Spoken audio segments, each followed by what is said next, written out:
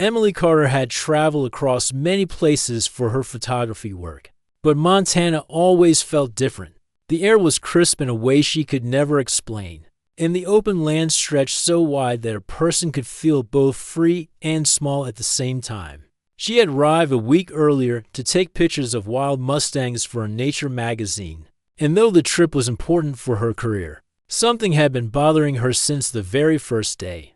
A sharp pain kept returning to her side. It came and went like a needle poking her from inside. At first, she ignored it. She always tried to push through small problems, believing they would simply fade away. Emily told herself it was probably just the result of too much walking, or maybe she had slept in an odd position in her tent. She was used to discomfort. Her work kept her outdoors for long hours, often in rough places, but this time felt different. The sharpness of the pain surprised her and made her pause from time to time. Still, she refused to slow down. She had a deadline, and she didn't want to disappoint the magazine or herself. One early morning, before the sun had fully risen, Emily packed her camera bag and hiked toward the wide fields where the mustangs often grazed. The sky glowed with soft orange light, and the air felt cool, almost cold, against her cheeks. She walked along a narrow dirt path, humming gently to keep herself calm whenever the pain returned. The path eventually passed by the outer fence line of the McKinley Ranch, a large property owned by a family she had never met. Every step she took that morning felt heavier than the last. Her camera bag seemed twice as heavy as usual, and even her breathing felt a little strained. She stopped, bent forward slightly, and touched her side.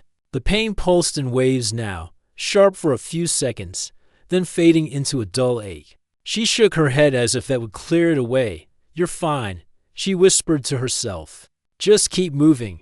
But the pain didn't listen. As she walked deeper into the open land, her vision began to blur at the edges. She tried to steady herself, but her legs felt shaky. She slowed her pace, hoping the feeling would pass. But then a strong wave of pain hit her, strong enough to make her gasp quietly. The world tilted, and she felt herself drop to one knee. She placed her hand on the ground to keep from falling completely. She took a slow breath, trying to calm herself. She knew she needed to rest for a moment. She sat down carefully, holding her side. She tried to think clearly, but her mind felt foggy. She looked around for help, but the land stretched empty in every direction. Her heart beat faster, not from fear exactly, but from uncertainty. She had been alone on photo trips many times, but she always felt capable. Now she wasn't so sure. A few minutes passed, though Emily couldn't tell exactly how long. She tried to stand, but her body didn't cooperate.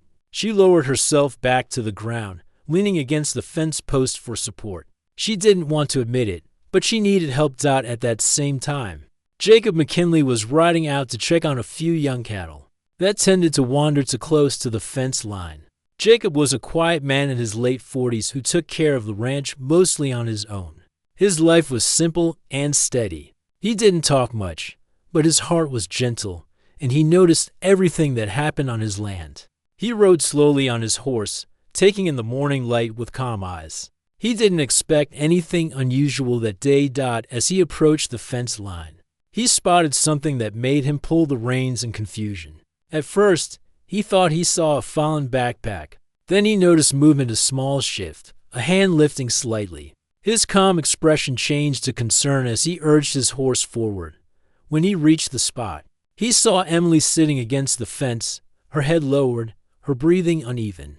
She looked up when she heard the sound of hooves, trying to speak but only managing a faint whisper. Jacob climbed down from his horse quickly but carefully. "Ma'am," he said softly, "are you all right?" Emily opened her mouth, but the next wave of pain made her wince. She placed a hand on her side and whispered, "Easy. It hurts." The words were barely there, soft and fragile, but Jacob heard them clearly. He knelt beside her, his face full of quiet worry. He didn't touch her right away, afraid of making things worse. "You're hurt," he said gently. More to understand the situation than to accuse, Emily tried to shake her head. "I just need a minute," she said, though her voice trembled. She didn't like showing weakness. She didn't want to bother anyone, especially a stranger who seemed busy with his work. Jacob watched her struggle to sit upright. He had seen animals in distress, and sometimes people too, and he recognized the signs of someone who was in more trouble than they wanted to admit. She looked pale, and her breathing came too quickly. "Can you stand?" he asked quietly. Emily tried, she really did, but when she pushed herself up, her strength gave out, and she swayed dangerously. Jacob reached forward instinctively, steadying her shoulder. She leaned back against the fence with shaky breaths. "I'm sorry," she murmured, embarrassed. "I think I might have overworked myself." Jacob's brows pulled together. He didn't want to frighten her or make her feel pressured, but he knew she needed help soon. The clinic in town wasn't far by truck, but it would take too long if she stayed like this. He looked at her gently. "I need to get you to a doctor." Emily shook her head again, her pride pushing her to refuse. No, I just need to rest. I'll be fine in a moment." Jacob hesitated. He didn't want to argue with her, but leaving her here wasn't an option. Her pain was obvious, and the land was too remote for her to manage alone. He took a slow breath, steadying himself. Then his hand hovered near her shoulder again, ready to help. For a moment, he froze. He didn't want to hurt her even more by moving her. She was in enough discomfort already. He looked into her tired eyes, and something unspoken passed between them, a quiet understanding that she needed him. Even if she didn't want to say it, finally, in a soft, reassuring voice, he said, "It'll be over quick." Emily closed her eyes, trusting him more than she expected. She gave a small nod. Jacob moved carefully, as if she were something delicate. He lifted her with slow, thoughtful movements, making sure not to jostle her more than necessary. Emily held onto him lightly, surprised by the calm strength in his arms. She felt herself relax even though the pain still pulsed through her side. She didn't feel alone anymore, and that thought eased her fear. Jacob brought her to his truck, helped her settle in the passenger seat, and made sure she was comfortable. Then he climbed in beside her, started the engine, and headed toward the nearest clinic. Every few minutes, he glanced at her to make sure she was still conscious and doing all right. Emily tried to stay awake, focusing on Jacob's steady voice whenever he spoke. She didn't remember much of the drive, only that she felt strangely safe. The rancher who had appeared out of nowhere had carried her with such care that she couldn't help but trust him, and as the truck rolled down the long gravel road toward town, Emily realized something quietly important. Sometimes help comes when a person least expects it, and sometimes a stranger's gentle words can make even the hardest moment feel bearable. When Emily slowly opened her eyes, the first thing she saw was the soft glow of a small lamp on a table beside her. The ceiling above her was white, and the air smelled clean, like a place meant for healing. It took a moment for her to remember where she was. Her mind felt heavy and slow, as if it were waking up from a long dream.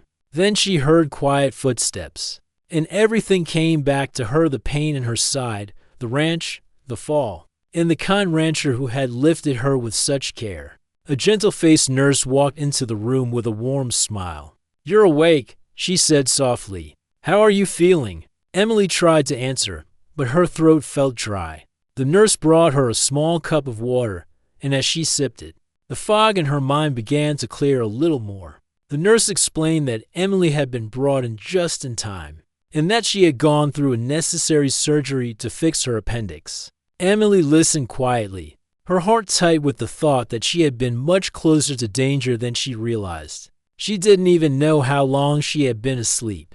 The nurse stepped aside and motioned toward the hallway. "Someone has been waiting for hours to make sure you're all right," she said with a kind smile. "He didn't want to leave until he knew you were safe." Emily blinked, surprised. "Jacob," she whispered. The nurse nodded gently. "Yes, he's been pacing out there like he's afraid you'll vanish." Emily felt something warm settle in her chest. She remembered Jacob's steady hands and calm voice when she had been in too much pain to think. She had barely known him, yet he had treated her with kindness that went far beyond simple responsibility. A moment later, Jacob stepped into the room. He held his hat in his hands, twisting it slightly as if unsure of what to say. His hair was messy from running his hands through it, and he looked a little tired, like he had been awake for longer than he should have been. When his eyes met hers, a relieved smile spread across his face. "Well," he said softly, clearing his throat. "You're finally awake." Emily smiled weakly but sincerely. "Thank you," she said, "for everything." "I mean it." Jacob shook his head, brushing it off like he had done nothing special. Anyone would have helped, but Emily knew that wasn't true. She had traveled through enough lonely places to know that not everyone stopped when they saw a stranger in need. She wanted to tell him that, but the thought of saying something so honest all at once made her feel shy. "How long was I asleep?" she asked instead. "All night and most of the day," Jacob replied. "The doctor said you needed the rest. They said you got here just in time." "Another hour or two." He stopped himself, not wanting to worry her. "Anyway, you're safe now." Emily leaned back against her pillow, soaking in the words. She looked at him thoughtfully. Jacob stood near the door like he wasn't sure if he should stay or leave. For a man who worked with animals in wide open fields, a small hospital room probably felt strange. "You don't have to stay if you need to go," Emily said gently. Noticing how tired he looked, Jacob glanced down at his boots for a moment. "I didn't stay because I had to," he said quietly. "I stayed because I wanted to make sure you were all right." Emily felt her cheeks warm. She wasn't used to people caring about her that deeply. Her work kept her traveling constantly, moving from one place to another. Most connections she made were temporary and light, but Jacob's concern felt different, steadier, more genuine. The nurse soon returned, reminding Jacob that visiting hours were ending. He nodded politely and told Emily he would check on her the next day. When he left the room, Emily felt a small, unexpected emptiness. She didn't understand it fully, but she already missed the quiet calm he brought with him.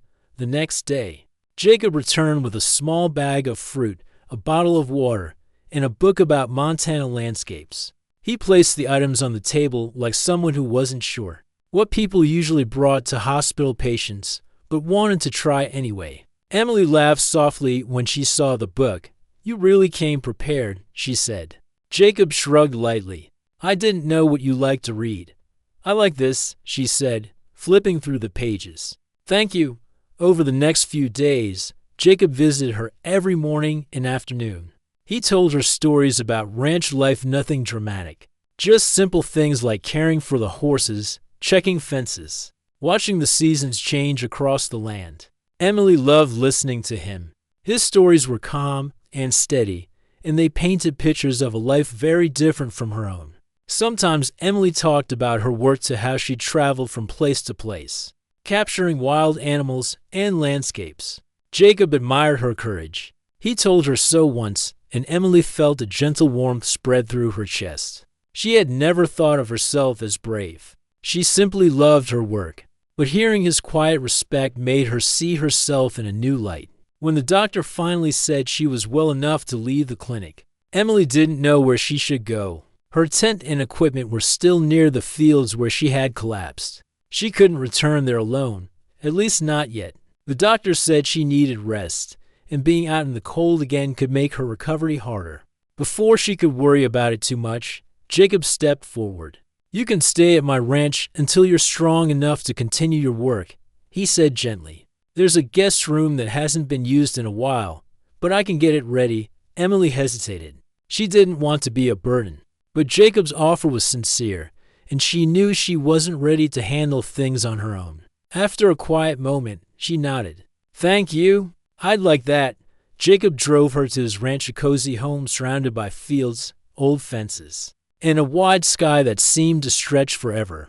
He helped her settle into the guest room, which had soft blankets, a small window looking out over the land, and a peaceful silence that felt strangely comforting. During her recovery at the ranch, Emily spent her days mostly resting, reading, or sitting on the porch in the warm sun. Jacob often checked on her, making sure she ate enough and felt comfortable. In return, Emily helped with small tasks whenever she could, folding laundry, sorting mail, or simply keeping Jacob company while he worked outdoors. They began to share a gentle rhythm breakfast together, small conversations, comfortable quiet moments. and slow walks near the fence line when Emily felt strong enough. Each day, the distance between them seemed to shrink a little. Jacob learned about Emily's childhood, her dreams, and the reason she chose photography. Emily learned about Jacob's late wife, his quiet life, and how much he loved the land he worked on. There were no grand gestures between them, no dramatic confessions. But something soft and steady grew naturally in the quiet moments, trust, comfort, and a connection they both felt but didn't rush to name. When Emily finally grew strong enough to continue her work, she packed her camera bag with mixed feelings. She wasn't sure what she wanted more: to return to her traveling life, or to stay a little longer in the peaceful place that had become unexpectedly meaningful to her. Jacob stood nearby, watching her with calm eyes and a soft, uncertain smile. "You're strong again," he said. "Yes," Emily replied, "but leaving doesn't feel as easy as I thought." Jacob looked down, gently brushing dust off his hat.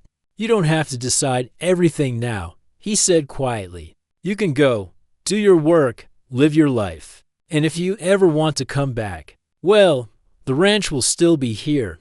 Emily felt her heart warm at his words. She stepped closer, touched his arm lightly, and smiled. "I think I will come back," she said softly. "I don't know when, but I will." Jacob's eyes brightened, not dramatically, just a small shift that held a world of meaning. Emily left the ranch a few hours later, the wind brushing against her face as she walked toward her next destination. But something had changed inside her. She no longer saw her work as something she had to face alone. Somewhere in Montana, there was a quiet rancher who had carried her when she couldn't stand, who had waited outside her hospital room, and who had shown her kindness without expecting anything in return. And even as she moved forward, she knew one truth clearly: some people enter a life unexpectedly, during the hardest moments, and stay quietly in the heart long after the moment has passed.